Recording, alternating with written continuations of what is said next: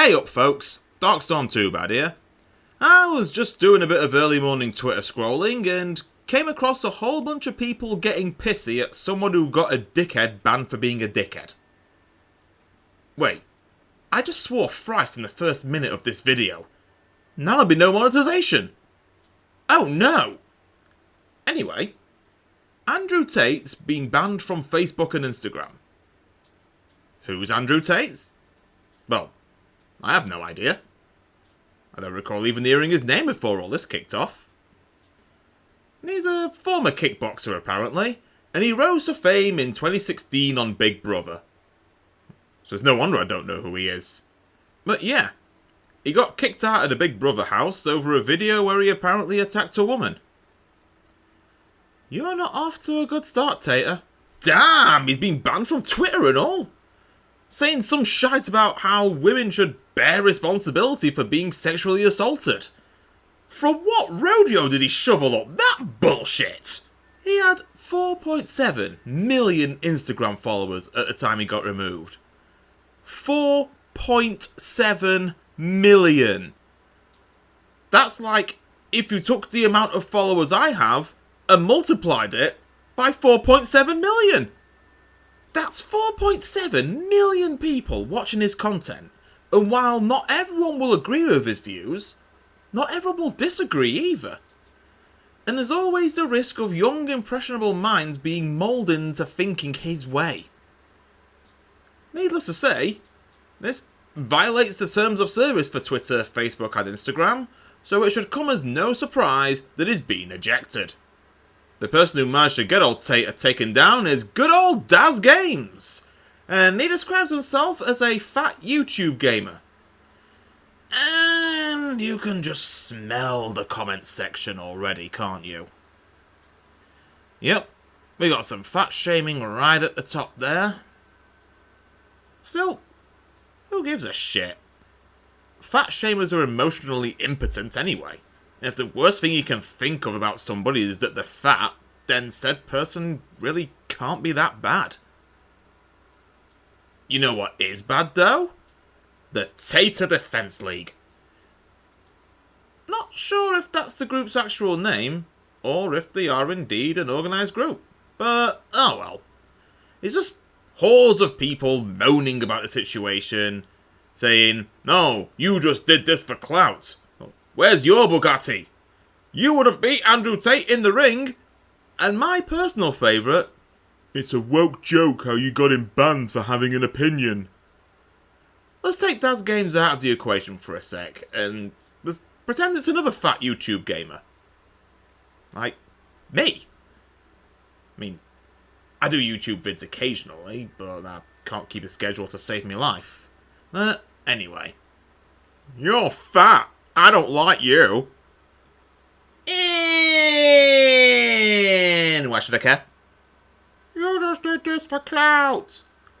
Dude, if I were noticeable enough to make sure a piece of shit gets comeuppance, I'd do everything in my power to do so.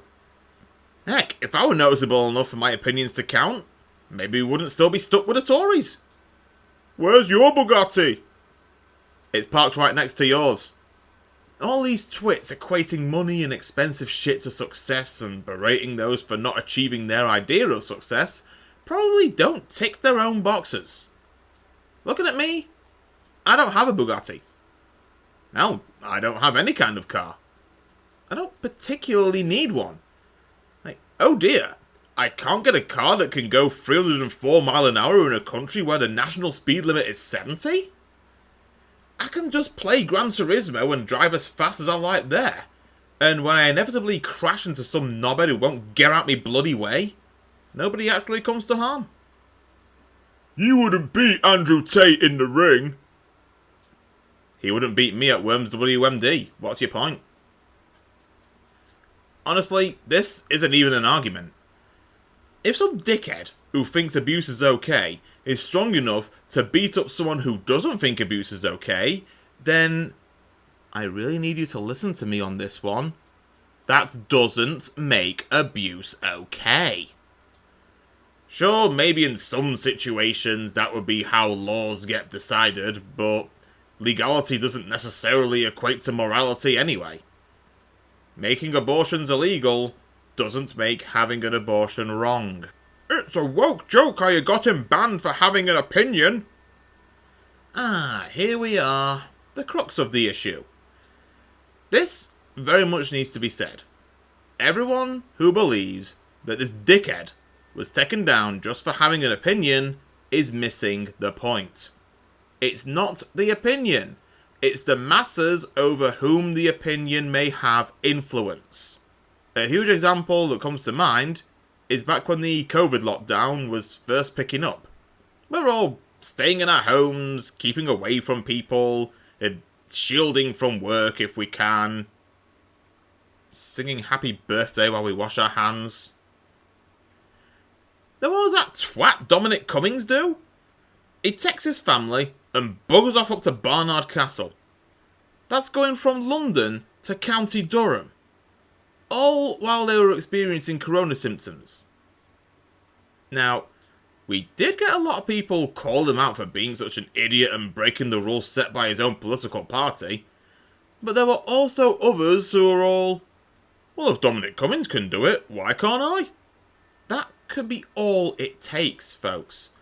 Somebody famous or wealthy doing or saying some stupid shite, and the masses thinking they should be absolved because they're famous.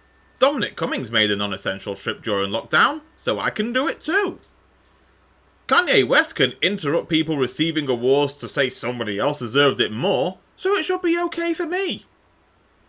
Andrew Tate thinks women should take responsibility for being assaulted, so it's okay for me to think that too. Where does it end, people? Where does it end?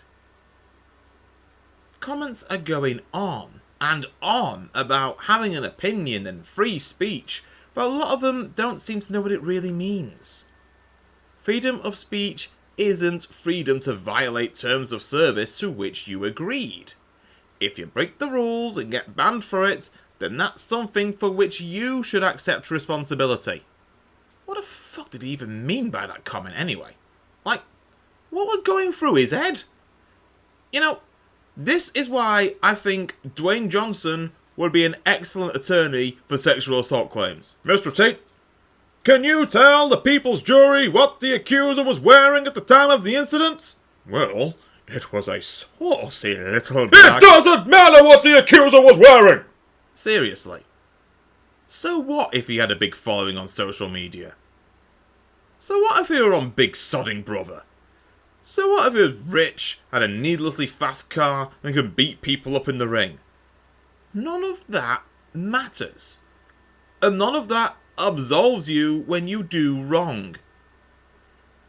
It'd be different if it were just some incel in a dark, lonely corner of the internet.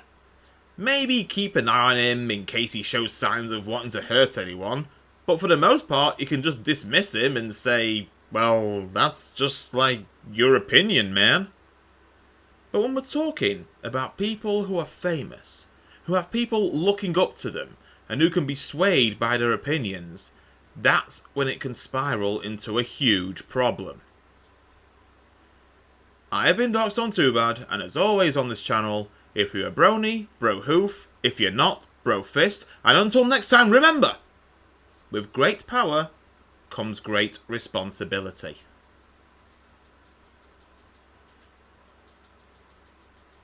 Wait a sec. Wasn't he the dickhead who said that anyone over 15 who likes cartoons is a loser? I thought some part of my mind recognised that dickhead's name. Or a dickhead. Don't be a dickhead, dickhead.